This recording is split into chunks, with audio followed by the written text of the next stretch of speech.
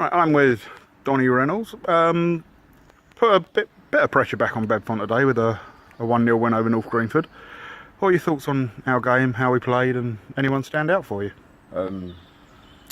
Yeah, put a bit of pressure back on, which is a good thing. You know, we're still not out of it. All the way to the end we go.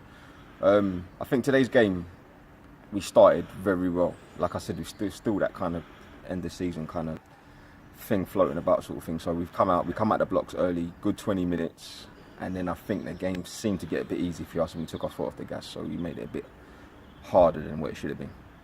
That sounds fair enough. I mean, as you say, first 15, 20 minutes we were very good, and then it just seemed to die a death. It seemed to be just like a typical end of season game with nothing on it. Yeah. I think what we done well, the reason why we come out of the blocks, I think we played more forward passes very early and got at them straight away, so they realised their fears, saw how good we was, and I think that's what made it easy for us, because when we took our foot off the gas there, we were still in control to a certain level.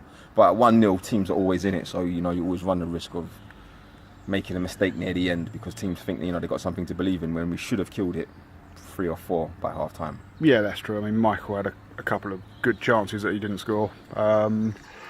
We had another couple of chances that were created. So, as you say, it should have been dead and buried by half time. We had a couple of players back in who haven't played much recently. Obviously, Matty Owletta got a start today. Ferdy was back after a while out. We had Jeff playing another game, which was good to see, a full 90 minutes. There, yeah. But we were missing a lot of players today, so you must have been pleased with the strength of the squad. Oh yeah, superbly. Like we've been saying all season long how strong our squad was, and today we was tested. About 5 or 6 players out, I think, that regularly play, and again we're still in control. I think Adam had a good game in there. Pixie was superb. Defensively, Jeff, he was good.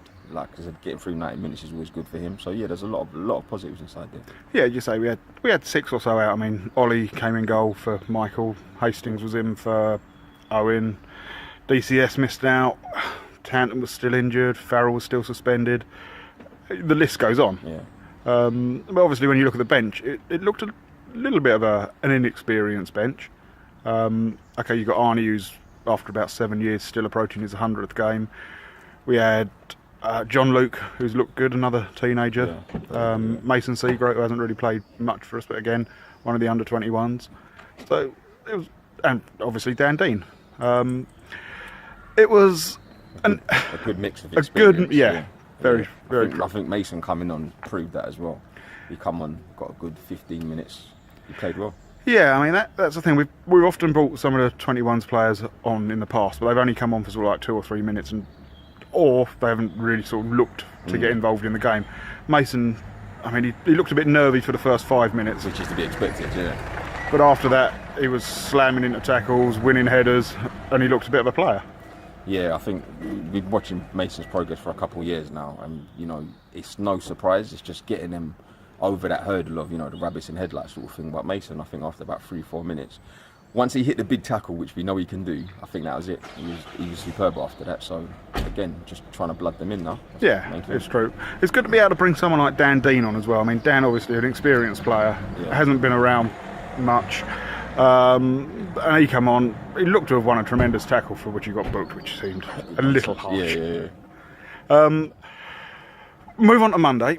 Obviously we're going to be missing a few players who will be involved with the under-21, so Ollie, Mason, I think there might be a couple of others who are going to be in their county cup final.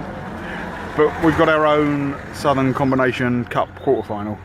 What other sort of team changes do you envisage for that? There'll be a few team changes, a few, because like I said, we had a few missing today. But it's a cup that we're looking to regain again, and I think the strength in depth has never been a problem. And against Chertsey, I think Chertsey are the ones that should be worried, to be fair. So cool, we go strong. Alrighty, well, thank you very much, Don, and I won't see you Monday because I'm going to go and watch the 21s. Okay, thank you.